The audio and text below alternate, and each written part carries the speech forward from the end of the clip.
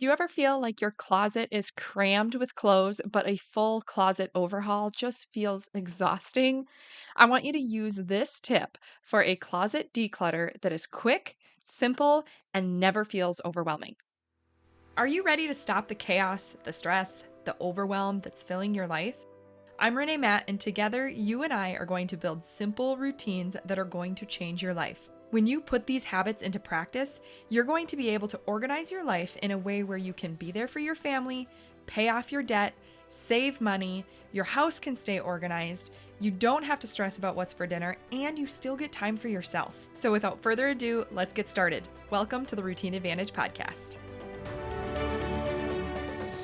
If you have been around this podcast for a while, you've probably heard me talking about several different methods where we talk about the 10-minute declutter hunts. And we also have talked about my closet and how often I am cleaning out my closet. And I tend to do a lot of like really quick declutters in my closet because it keeps it at a point where it never gets super overwhelming. And so if you are at that point where your closet is, crammed full, maybe things are not fitting, and it just feels overwhelming to think about taking everything out, going through it, figuring out what you want to keep.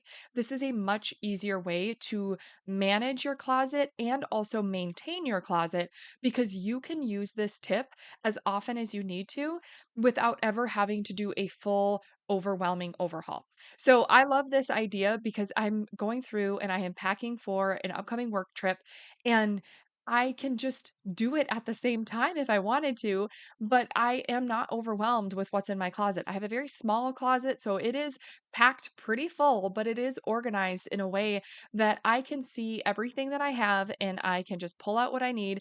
And then I use this tip pretty often to just weed through and have a really quick method to declutter my closet without it taking too much time or being a stressful process. So, I kind of want to go through and tell you how it works, but it is incredibly simple.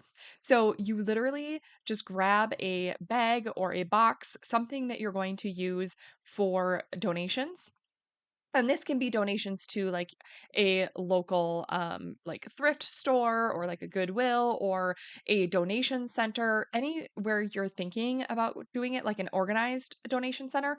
Or they could even be like your sisters or your mom or your best friend, like whoever this is going to, just have a box set up. So maybe you have a box that's going to your sisters and you have a box that's going to the donation center. It's totally up to you.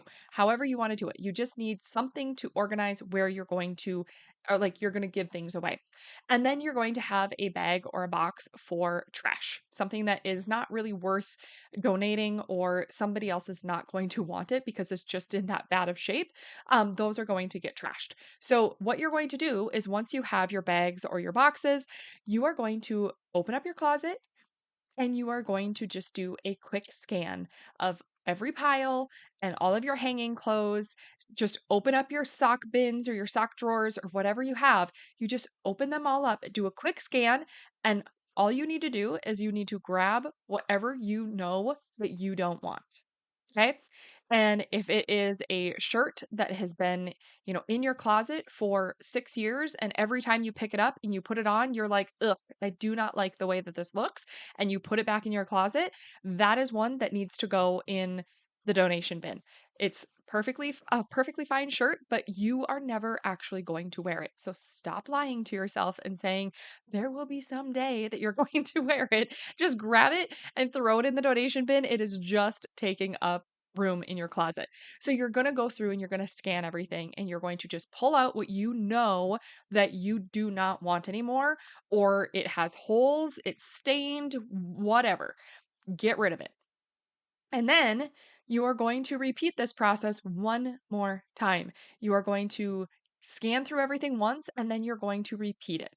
And you're going to scan through one more time and see if there is anything else that you missed that you want to get rid of. And sometimes in the beginning this gets to be a little bit hard because it's like, ugh, I don't know if I want to get rid of that quite yet. And if that happens, like that's totally okay. If you're really struggling to get rid of something, just hold on to it for now because if you start doing this process fairly often. Maybe it's every week, maybe it's every couple weeks, maybe it's just once a quarter. However often you feel it's necessary for you to need to do this, you can start doing this. And maybe you're going to hold on to certain things the first couple of times that you're doing this, but then it becomes like a different type of satisfaction to be able to start weeding things out and feeling really good about letting things go that have just been taking up space. It stresses you out when you're getting dressed and you don't like any of those clothes that you're putting on.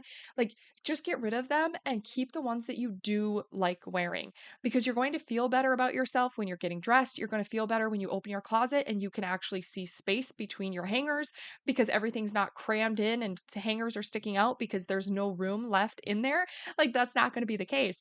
So just go through and do this process as often as you need to.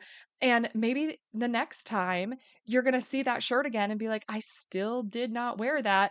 Now it's time that I feel comfortable getting rid of it. And when that comes, then you can go ahead and get rid of it and feel good about it rather than forcing yourself to get rid of something and then regretting it later. So if you're on the fence about something, just hold on to it for now. And then the next time you do this process, maybe you'll be ready to get rid of it if you're still not using that item. So you want to just go through this. If your shoes are in that closet, just go through your shoes too. Like, it's a very, very quick process. I love this process because you don't have to haul everything out of your closet and go through everything one by one and then match things together and put it back in an organized way. Like, yes, that would be super cool if you can do that. But for most of us, we either don't have time or it's so overwhelming that we want to do it and we push it off for months because we're not quite ready to take on that big of a task. We have other things that are taking priority. So, by doing this super simple, quick declutter, it helps us to get our closet organized. We feel better about the space, and it literally can take you 5 minutes to go through your closet. And you do this regularly, and it just feels so much better. So, like I said, what you want to do is you want to grab your boxes and your bags for donations and trash, and then you are going to do a quick scan of your closet and remove anything you know you don't want. You're just looking for the items you don't want anymore. Throw them in your donation box or your trash bag, and then repeat that scan one more time. Once you do that, you are done. And then you can pop those donation boxes in your trunk and get rid of those, drop them off, or hand them off to your friend, whoever is taking those, and then get your trash put in the trash, and you're done. And just repeat it regularly as often as you need to. And that is a way to have an easy method for a quick closet declutter without any stress or overwhelm.